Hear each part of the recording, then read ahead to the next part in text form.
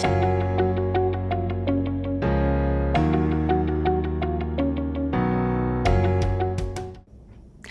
everybody, welcome to Anatomy 2 BIO-169 second 5-week summer course. I'm so happy to have you in class, and if you were just in my Anatomy 1, I'm happy to have you back.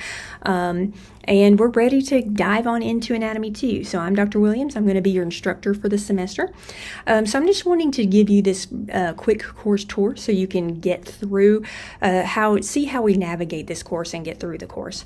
One thing, especially if you had me in 168, you know that I give you the option to complete this course as honors credit, and I will talk about that in a minute with the assignment to do for that. But if you are in Rhino Scholars Honors Program, or you want to be, or you just want honors for this class, I just wanted to let you know that this class is an option for that. You'll see your simple syllabus is located here.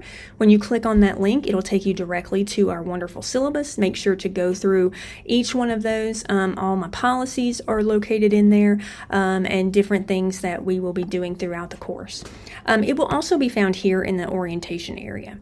So I want to remind you that if you were in Anatomy 1, it's the same here for Anatomy 2, where you have to get in and do your census quiz. And if you're new to this and you haven't taken a 5-week course with us before, you'll notice that you have a very quick turnaround on things that are due. So here in the orientation, I wanted to make sure that each of you are aware that we have a due date on 7/9. So on July 9th, the class starts on the 7th.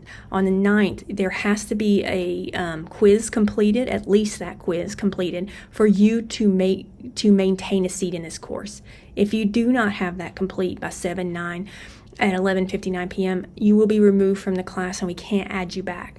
So I just want to make sure you jump in and do that right away. I'm going to dive into student preview really quick just so I can show you what it looks like from your end. So what you'll see is when you come into this course as a student, you will only see the first 4 tasks, and you see everything else is locked for you. And actually that's true for all the modules down here. Content is available. That is because you have to complete this course entry quiz before you can see it. As soon as you complete this, you'll see the rest of the course and you secured your seat in the class. But you see when you go into the module, you'll see how it's set up. You can navigate with the left hand and right hand navigation arrows. The orientation, for instance, is 11 tasks, but don't let that freak you out. Most of it's like just look at the syllabus, look at this course schedule, learn more about me.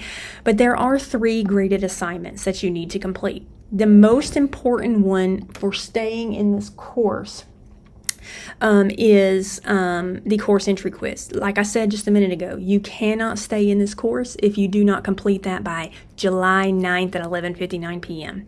It also counts as a grade, but you also have 2 other graded assignments that are here in the course orientation, task 6 and task 10. Those are both due on the 9th as well.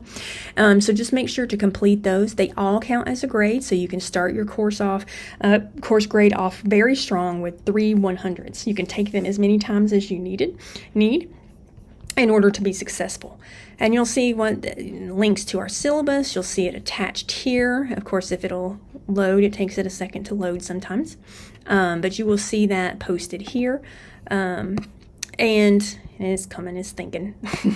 So you'll see that there, which you also saw on that very first page as well. I'm going to exit out of student preview so that you can see the rest of the course.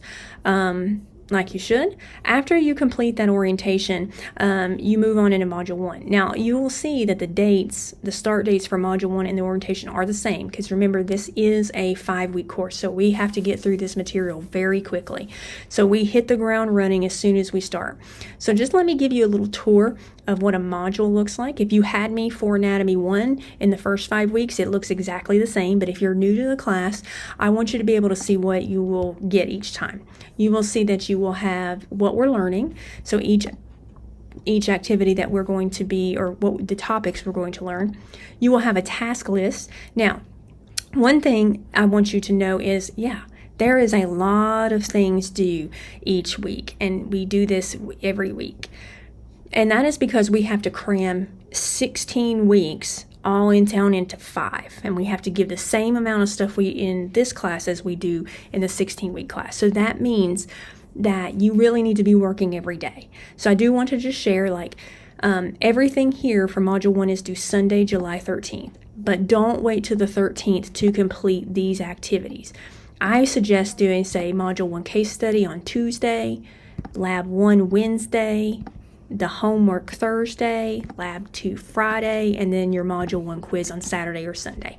That way you've broken it up and you're working through that. I just wanted to keep that at the front of your mind so you know as you're coming through the course that you can't wait till just Sunday to do it, because there's a lot to do and I don't want you to be overwhelmed with that. In each module you'll see the readings and the notes, so you'll see that there's a link to the chapter that we're covering for that module, and there's several chapters in each, but you'll also see that I have a couple of things for you. I have your PowerPoint notes, which you can click on. I have a study guide review question that you can use. You do not turn this in. This is just for your benefit to help you know what you need to be learning. And I also have a lecture recording for you.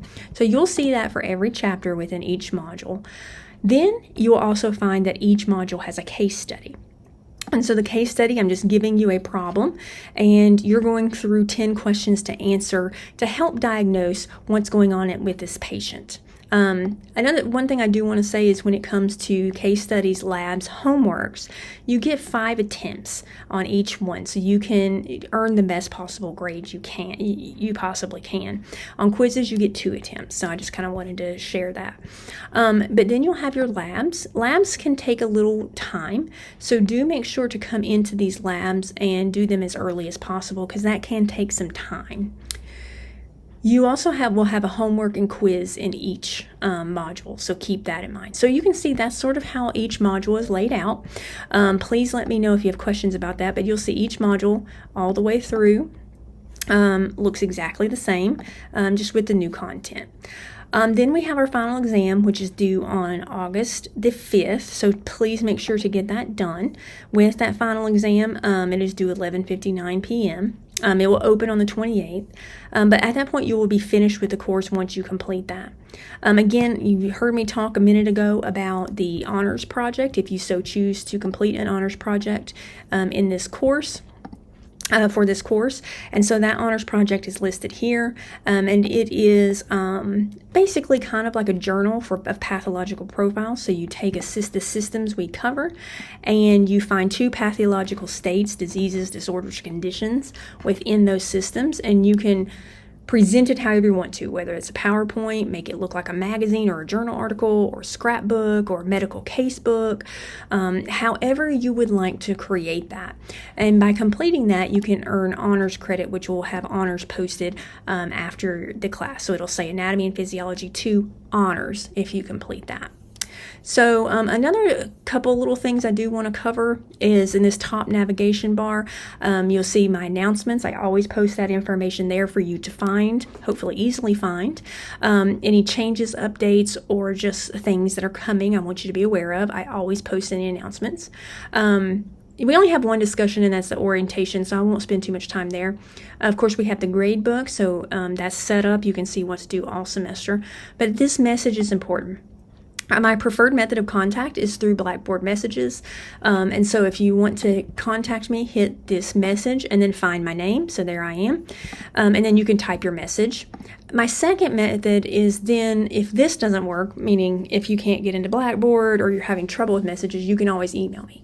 Students will ask, well, why do you want it in messages? Well, the reason is sometimes students will email me and it'll get caught in spam, and then I will never see it. And so I do want to make sure that I am there to respond to your questions. So if it gets stuck in spam, I will feel really sad if you had emailed me and I never got it. With messages, I get it.